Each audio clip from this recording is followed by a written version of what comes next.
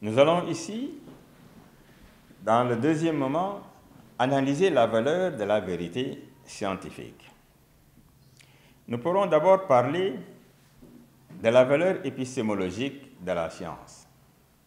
En termes de connaissance, on peut dire qu'il y a une double dimension de cette valeur et elle va nous amener à nous interroger d'abord à savoir est-ce que la connaissance scientifique est susceptible de donner toutes les réponses sur le réel ou ne rend-elle compte que d'une dimension de la réalité?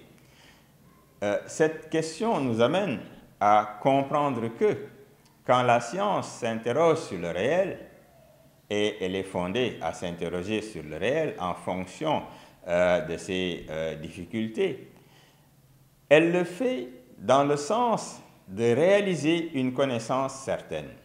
Et c'est pour arriver à cette connaissance certaine que la science quantifie son objet de sorte qu'à l'arrivée, le résultat devient apodictique.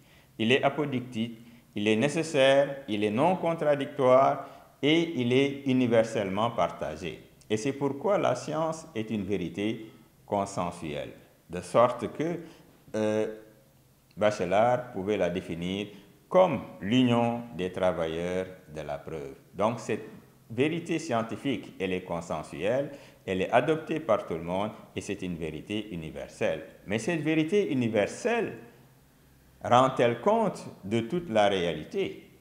Il est clair que, comme le dira Piaget, la science expose un secteur particulier du réel connaissable. Cela veut dire que quand la science cherche à comprendre le réel, elle ne cherche à comprendre le réel qu'en fonction de secteurs particuliers et elle ne s'intéresse pas à toute la réalité.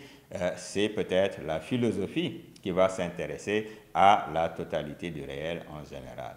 Alors, cette connaissance scientifique en elle-même est-elle absolue? Une fois que la science a trouvé des vérités sur son objet, ces vérités sont-elles exhaustives, sont-elles définitives ou sont-elles susceptibles d'être mises en question? Il est clair qu'aucune vérité scientifique ne peut être considérée comme absolue et c'est pourquoi la science ne s'autorise pas le dogmatisme.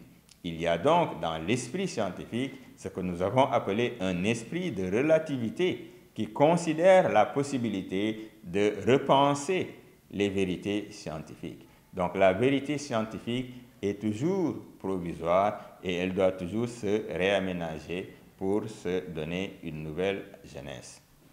Quand nous considérons la valeur éthique de la science, nous nous posons la question de savoir si toutes les connaissances scientifiques sont bonnes à prendre, si toutes les recherches scientifiques sont à élaborer, si toutes les recherches scientifiques sont dignes d'être poursuivies. Et c'est ainsi que nous nous rendons compte que, parlant de la science, nous dirons qu'elle est non pas immorale, mais seulement amorale, c'est-à-dire qu'elle n'est pas concernée par la morale. La science, donc, ne se pose pas de questions éthiques, ni de finalité sur les valeurs, ni de problèmes axiologiques, et tout cela peut-être ferait l'objet d'une réflexion philosophique. Ce qui pose la question de la bioéthique en science, ce qui pose la question de l'eugénisme, ce qui pose la question des conceptions nouvelles de la science qui conçoivent l'homme d'une certaine manière et qui font peut-être de l'homme simplement un objet de recherche, un objet de connaissance, alors que, antérieurement, alors que, principiellement, c'est la science qui est un moyen pour permettre la connaissance de l'homme. Quand nous posons la question de sa valeur pratique et utilitaire, ici, cela nous amène à considérer deux conceptions différentes de la notion même de science. Il s'agit des sciences fondamentales dont l'objet est de rechercher la vérité par rapport à ce qui est, et des sciences appliquées qui vont surtout s'intéresser à la finalité pratique, la finalité matérielle des résultats de la science.